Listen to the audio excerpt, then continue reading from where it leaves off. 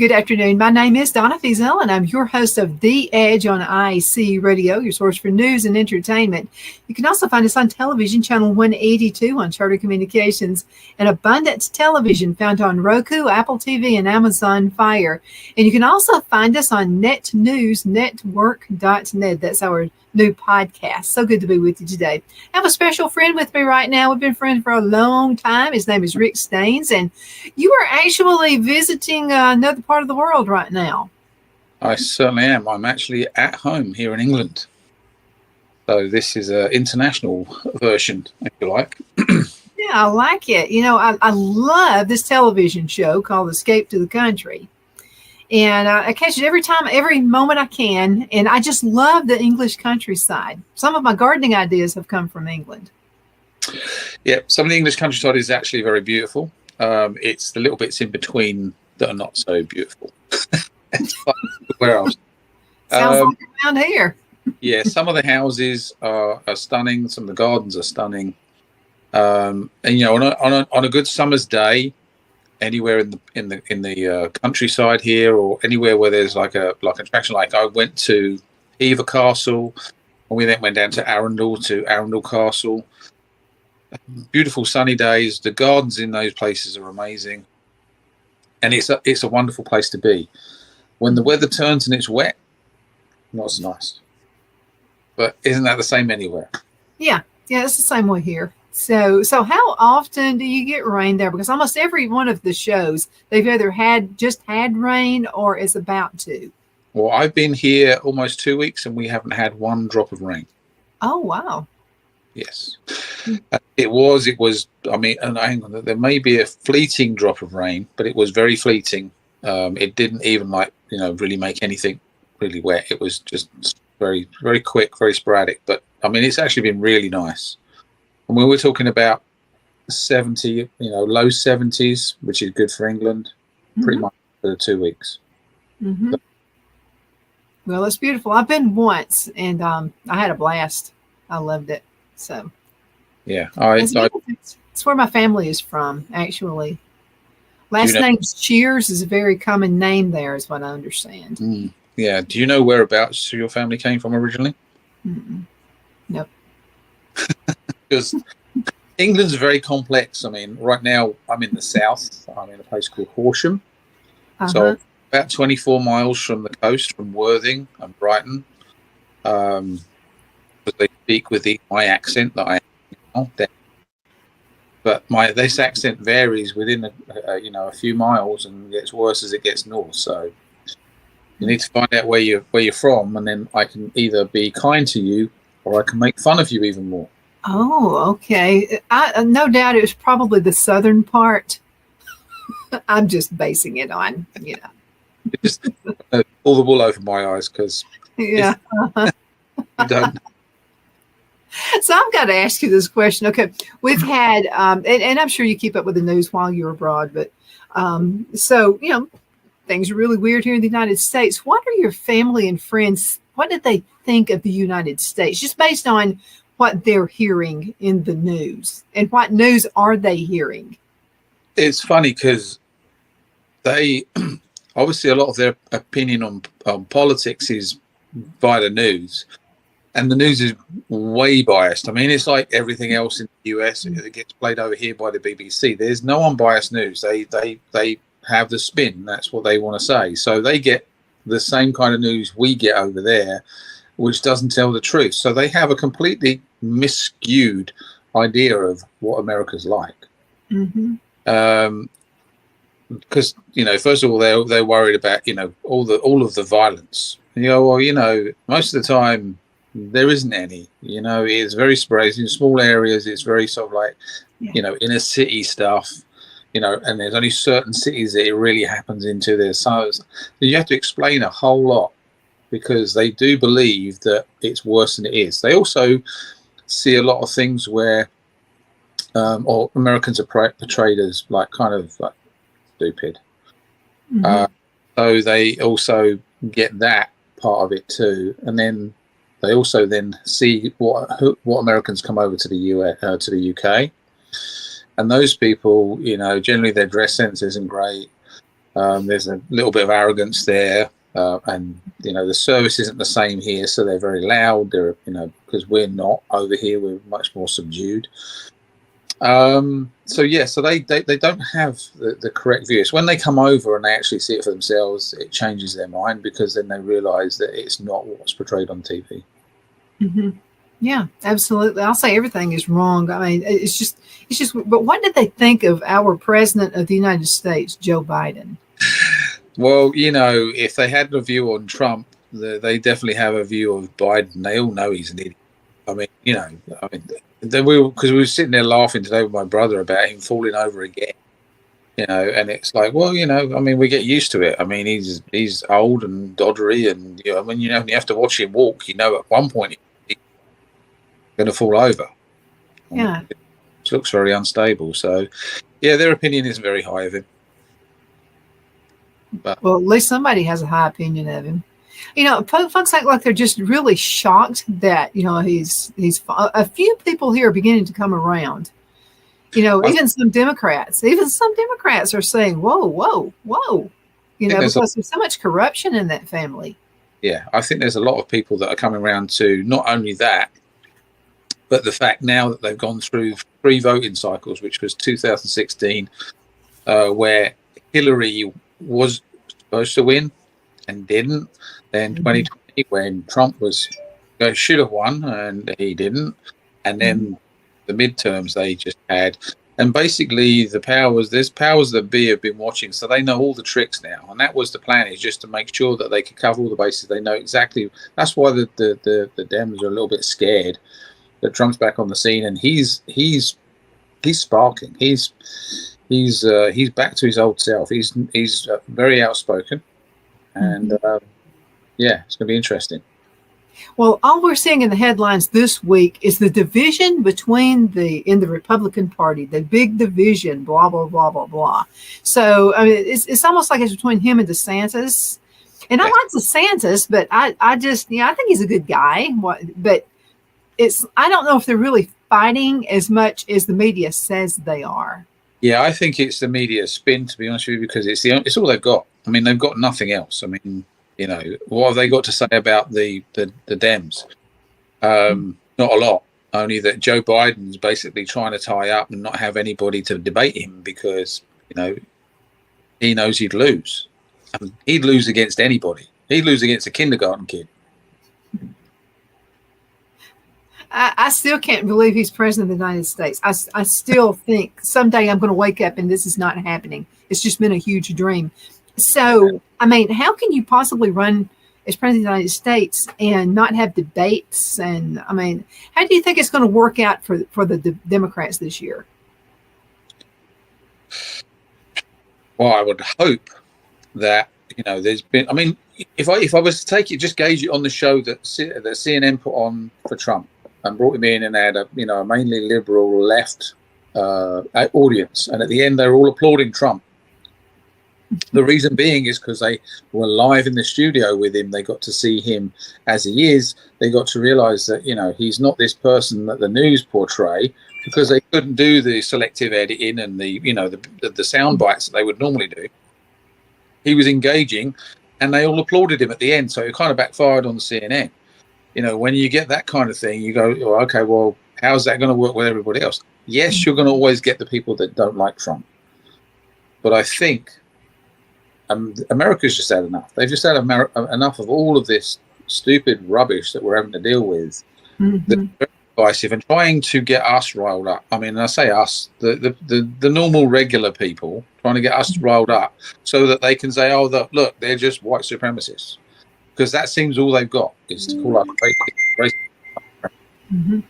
Well, it's all about division, I think. So what they're trying to do, and I'm really not that keen on Elon Musk, because I don't know, did he plant this division or try to plant some division between Trump and DeSantis? I mean, he wanted to go on ahead, get on Twitter, which it blew up on him, by the way, and let DeSantis go on ahead and announce his running for president. I'm still out there about Elon Musk.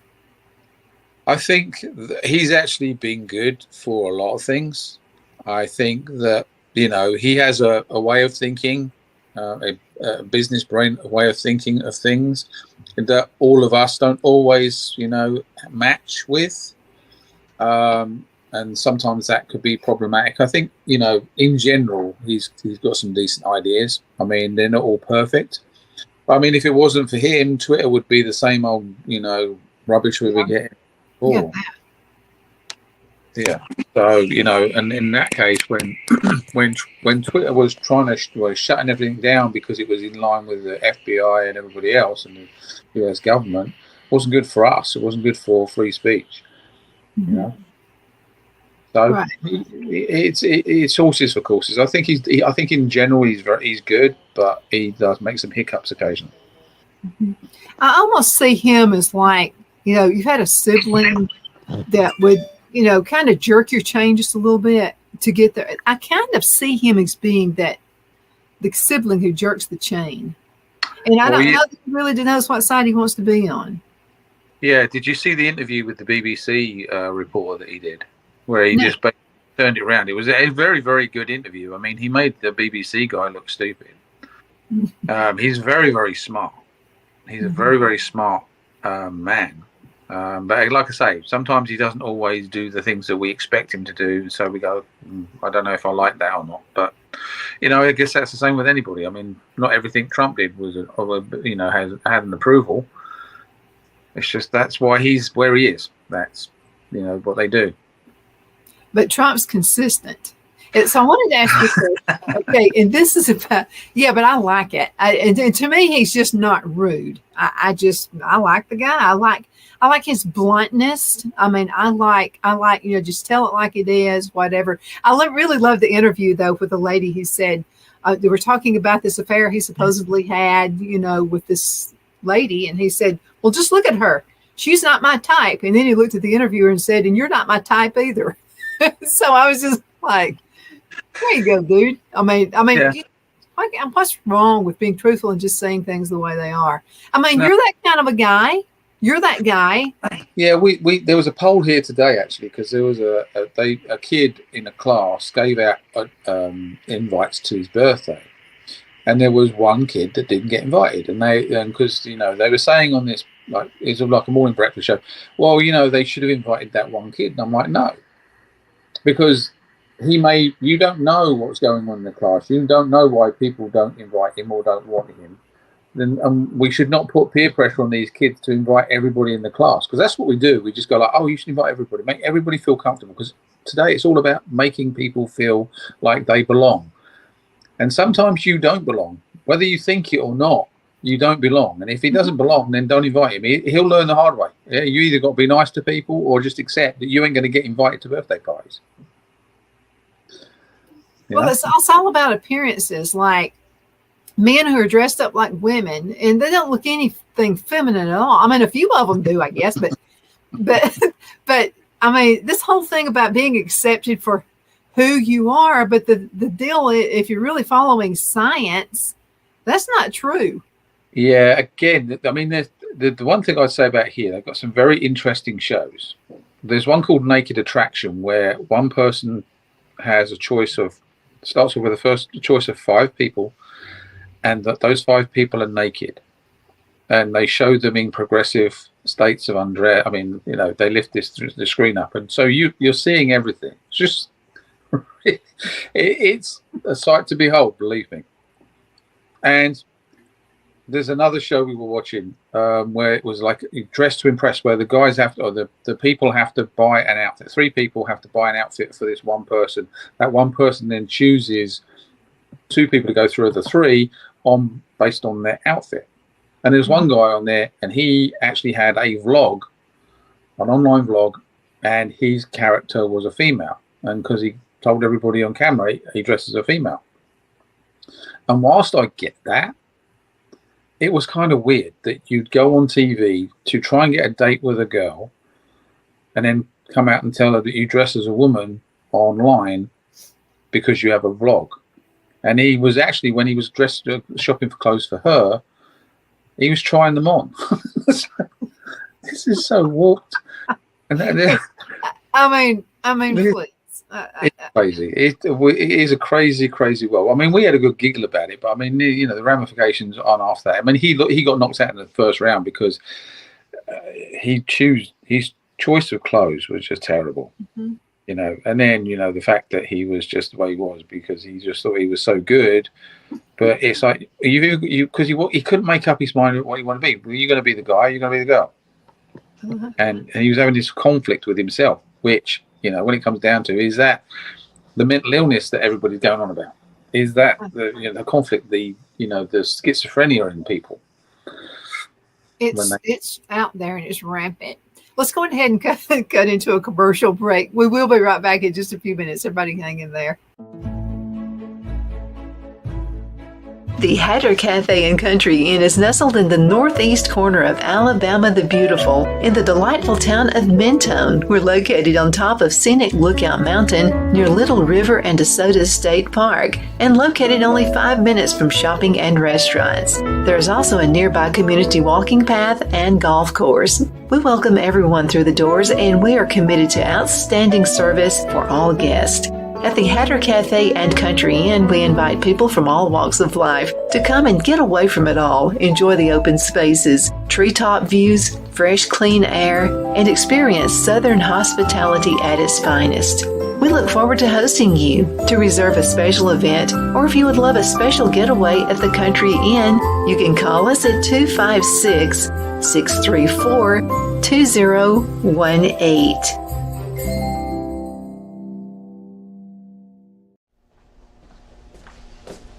Are you ready? We all wonder what tomorrow will bring, but the future lays itself at the feet of the prepared and surrenders to the will of the persistent. It's not easy, but today shapes you so you can shape tomorrow. With Northeast Alabama Community College, when the future asks if you're ready, you can answer. Yes. Begin your future at Northeast Alabama Community College. Looks like you've been sleeping well. Megan, he's back. The MyPillow guy. And you're looking good. Still feeling good. Well, just when you thought it couldn't get any better, we've got the best pillow ever, MyPillow 2.0. The best sleep just got even better. Whether you have a MyPillow or not, you need to get the brand new MyPillow 2.0. Call or go to MyPillow.com now. Use your promo code, and for a limited time when you buy one, you'll get a second one absolutely free. At Liberty Bank, we're all about community, whether it's to help with a charity fundraiser or help families in need. Toys at Christmas or a local football team, we're here for you. You see, we realize the importance of family. Sometimes it's to build a new home or necessary home repairs. We're here for you. If you like the feel of a small town bank with all the conveniences of a big city bank, we're here to serve you. You will find us at any of our convenient locations in DeKalb, Marshall, Etowah, and Blount counties in North Alabama.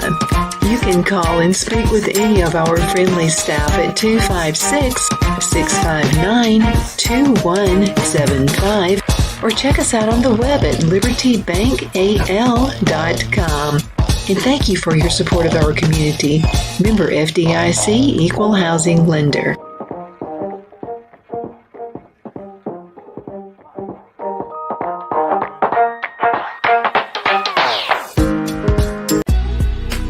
Designs offers a line of handmade memorial, wedding, and keepsake jewelry that launched back in 1970. I'm a self-trained jewelry designer, and I will work closely with you to create unique designs you can love and treasure for years to come. Whether that be flowers that were used in a funeral arrangement or stones you found on the beach at a memorable trip, call me at 256-659-4319, and let's think of the possibilities. Good afternoon. We are back. My name is Donna, and I am your host of The Edge on IC Radio, your source for news and entertainment. You can find us on television, channel 182 on Charter Communications, and Abundance Television, found on Roku, Apple TV, and Amazon Fire. I have my friend Rick Staines with us, and he ain't from here. I think you all already knew that with his accent. But anyway, he's back at the home country right now, soon to come home back to Georgia. Yes. It'll be great to have you back. Looking forward to it, coming back on Wednesday. Mm-hmm. So, it'd be nice to get back to the farm. Looking forward to it. I know, I can. You miss it, don't you? I mean, it's like You do. we were living in Charlotte, North Carolina for a really long time, and I was missing the farm. Yeah. So Yeah, once it gets under your skin, I mean, and then there's just the fact that it's, where it is, it's peaceful, it's quiet, it's very calming to live in a place like that, and you can forget what's going on in the outside world to a degree, being so far away from town, and although there are neighbors, they're close enough to see. You don't have to talk to them. You don't have to hear their noise. I mean, here, because everything's so on top of you, there's so little privacy. Yeah, I don't like that. I don't. Now, I had in Charlotte, I had wonderful neighbors. It was a little private cul-de-sac, and just fantastic. I miss them. I really do. But then you had the other parts of Charlotte. There were some places you didn't want to go to in the daytime, let alone at night. Some areas of crime and that kind of thing. And of course, crime is everywhere. But I wanted to ask you a question. This is about photography, and we talked a little bit about Donald Trump. So this is what I've noticed. I have a very good friend in Anniston who's an attorney, and his daughter is a model, and she is just absolutely drop dead gorgeous. So I was at his office one day, and it was a business call, and he said, "Hey, I want to show you Patty's album." And so I'm looking at it, and I said, "My God, does she ever take a bad photo?" And he said, "Yeah." He said they have to take about 1,000 pictures to get 5. So Yeah. Is this what they're doing to Trump? Because it's like every picture you see of Trump, I mean, he's looking like they're catching him. Like, how many frames are they going through to find the frames they want out on the media? But they take a ton of pictures. I mean, if you know anything about cameras, and you can turn that automatic that shutter on, so when you push the button, it just like fires. My camera will shoot, I think it's like 11 to 15 frames a second. So when you push that button, if you've got it set right, it's like a machine gun.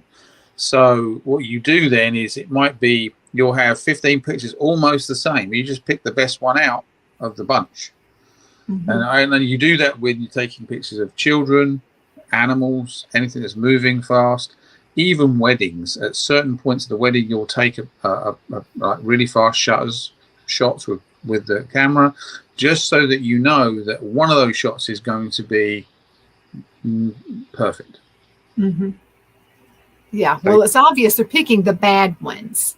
Well, of course they do. I mean, I took there was 5 pictures of me and my son taken yesterday, and 3 of them I had my eyes closed, and I look stupid.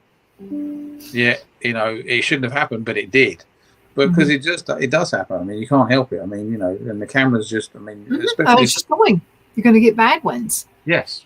So that's the ploy. So you see the bad, and people are actually basing their decision on Trump on pictures. Unfortunately, again, you're talking about a bunch of people that don't like him anyway, that then just decide that they're going to eviscerate him because of the way he looks on a camera or a picture. If you did the same to them, you would be called, you'd be called all the names under the sun, because it'd be like, oh, you're shaming them because of the way they look, or because they're fat, or you can't win. I mean, it's okay for them to do that.